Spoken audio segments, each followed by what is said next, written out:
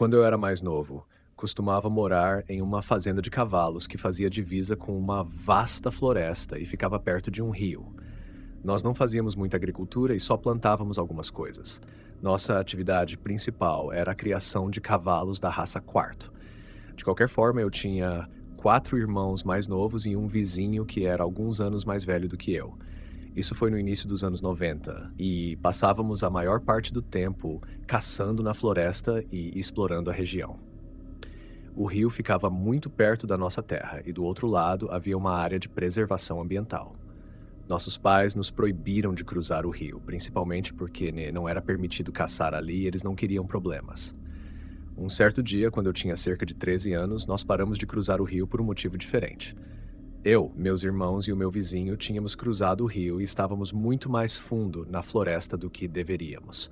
Nunca tínhamos ido tão longe. De repente, um dos meus irmãos percebeu um bosque de pinheiros lotado de árvores de uns 14 metros, e várias delas estavam quebradas. Todas as árvores que estavam quebradas no chão apontavam para a mesma direção, para dentro da floresta. Era apenas um pequeno grupo de pinheiros, mas eu diria que havia pelo menos umas 20 árvores quebradas apontando na mesma direção. Meu primeiro instinto ao ver aquela normalidade foi ficar absolutamente apavorado. Eu sabia que aquilo não era natural, e eu queria sair de lá imediatamente. No entanto, meu vizinho era um completo aventureiro e eu sempre achei que ele é um maluco que ia acabar morrendo. Obviamente, ele disse que queria explorar a área para onde as árvores estavam apontando. Algo dentro de mim estava gritando para que eu saísse dali, mas meu vizinho e dois dos meus irmãos estavam determinados a investigar aquela anormalidade. Nós seguimos na direção que as árvores apontavam e acabamos encontrando uma clareira. Assim que entramos naquela área aberta, ouvimos um barulho vindo do mesmo bosque onde estávamos antes, e parecia estar vindo na nossa direção. Naquele ponto, eu estava completamente aterrorizado. E meu vizinho começou a rir da minha cara junto com meus irmãos, me chamando de medroso. Eles queriam investigar o barulho, então começaram a caminhar de volta para o bosque das árvores quebradas. Eu queria ir embora, então peguei um caminho diferente e comecei a voltar para a trilha que me levaria para fora da floresta. Por causa dos caminhos diferentes, depois de alguns segundos, eu estava a cerca de 50 metros deles, mas ainda podia enxergar meus irmãos. De repente, comecei a escutar vários gritos, e então vi meu vizinho voando pelo ar, enquanto meus irmãos estavam gritando, chorando e correndo na minha direção. No começo, ainda não tinha visto nada. Mas logo em seguida aconteceu algo que me dá pesadelos até os dias de hoje. A criatura soltou um grito que dava para sentir no corpo inteiro. Devia ter uns metros de altura, parecia humana e estava com perna de pelo preto. Nós estávamos correndo pelas nossas vidas, mas a criatura não nos perseguiu. Corremos o que parecia ser vários quilômetros.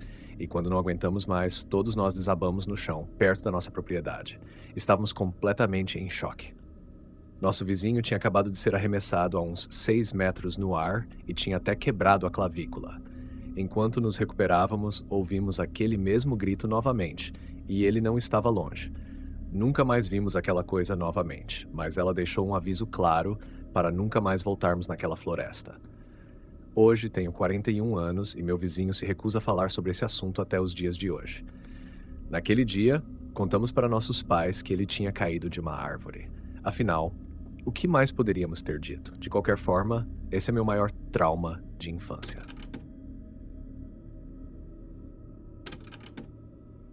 Existe uma atmosfera estranha nas fazendas após o anoitecer. Passei a maior parte da minha vida em uma fazenda, e mesmo assim, algumas noites ainda me afetam. São os campos escuros, os sons distantes e aquelas sombras que enganam os olhos, mas nada se compara ao que senti em uma certa noite. Minha fazenda era onde eu encontrava paz. Herdei-a dos meus avós e cresci ali. O suave cantar dos grilos, o aroma do feno recém-cortado e os sons suaves dos animais se preparando para dormir sempre me confortavam. Era um lugar onde me sentia conectado às minhas raízes, às gerações dos meus antepassados que tinham trabalhado na mesma terra. Morar na fazenda, longe da agitação da cidade, proporcionava uma sensação de liberdade. A rotina previsível dos espaços rurais abertos me dava um ritmo confortável aos dias. A fazenda era mais do que apenas um pedaço de terra, era parte de mim, entrelaçada com minhas memórias e emoções. Todas as noites após o anoitecer, eu fazia uma rápida volta pela fazenda para verificar a segurança dos animais e garantir que tudo estivesse trancado. Porém, em uma noite em particular, perto de um antigo celeiro abandonado, fui surpreendido por um barulho de choro. Inicialmente pensei que fosse um animal em perigo, mas ao me aproximar, vi claramente que era um garoto, provavelmente com 6 ou 7 anos. Ele parecia ter passado por algum tipo de inferno, com roupas rasgadas e coberto de sujeira. Tentei tranquilizá-lo, mas ele estava tão perturbado que não conseguia ou não queria me contar como havia chegado ali. Pensei em chamar a polícia, mas algo me dizia para esperar. Durante toda a caminhada de volta para casa, uma sensação estranha de que estávamos sendo observados me acompanhava. Cada pequeno som, cada movimento das folhas me fazia ficar arrepiado. Assim que entramos em casa, tentei deixá-lo o mais confortável possível, mas ele permaneceu sentado no sofá, totalmente quieto, apenas olhando para o teto. Tentei conversar com ele para ver se revelava o que havia acontecido, mas era como se eu estivesse falando com a parede. A noite durou uma eternidade, e toda a minha casa parecia estar diferente, como se houvesse uma tensão no ar. Eventualmente, o garoto se deitou na cama do quarto de hóspedes, e eu pensei que finalmente poderia lidar com isso pela manhã. Antes de ir para a cama, queria verificar o garoto mais uma vez. Ao abrir a porta do quarto de hóspedes, meu coração quase parou. O garoto tinha sumido, a cama estava vazia e a janela totalmente aberta. Saí correndo de casa, gritando e chamando por ele, mas não havia sinal dele na fazenda.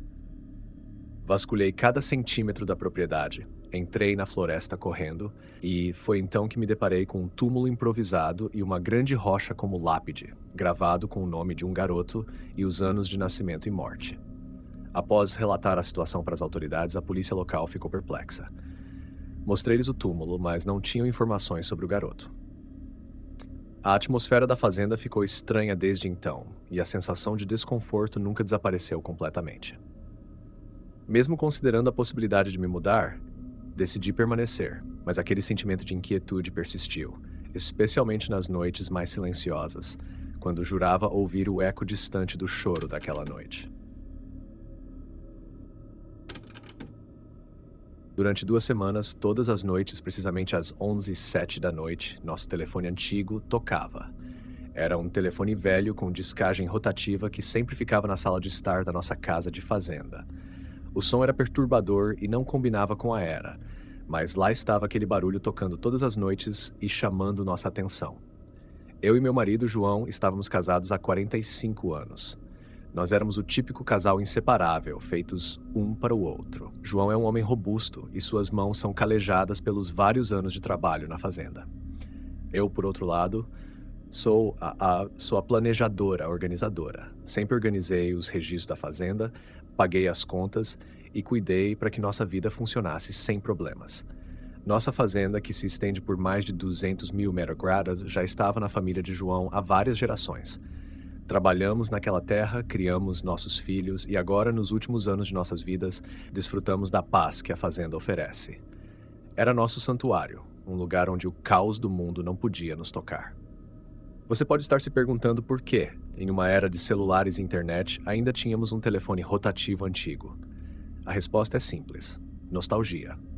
Esse telefone estava presente na casa desde a época dos pais de João.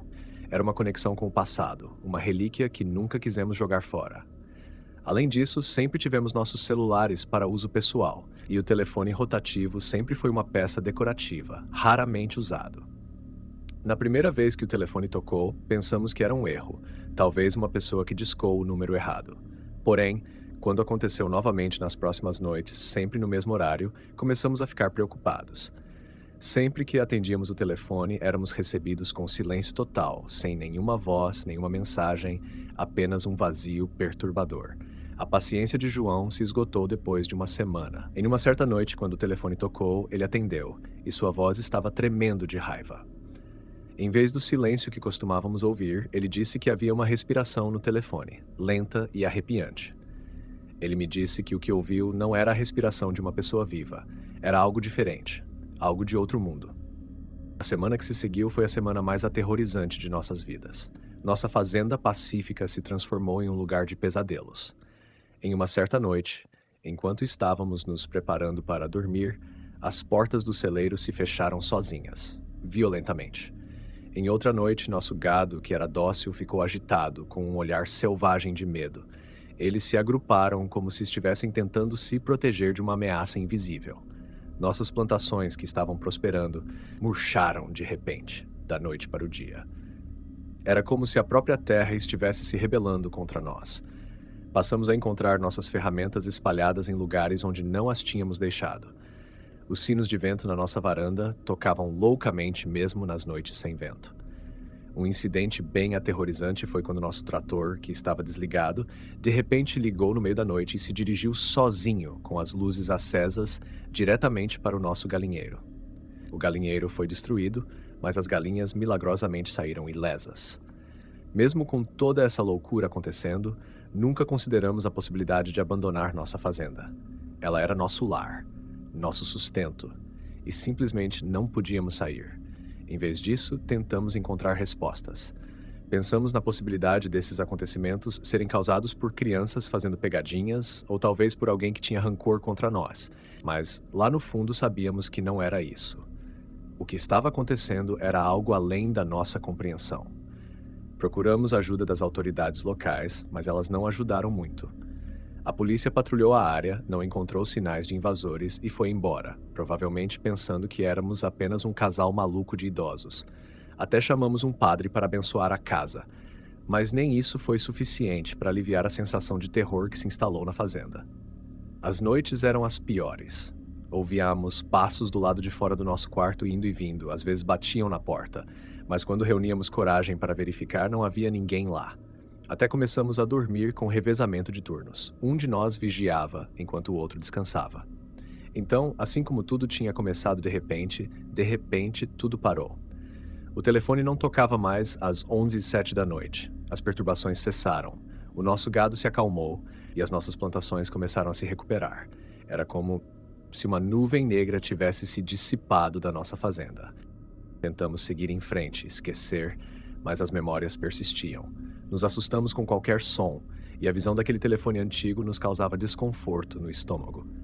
Conversamos sobre jogar o telefone fora, mas no final das contas decidimos mantê-lo.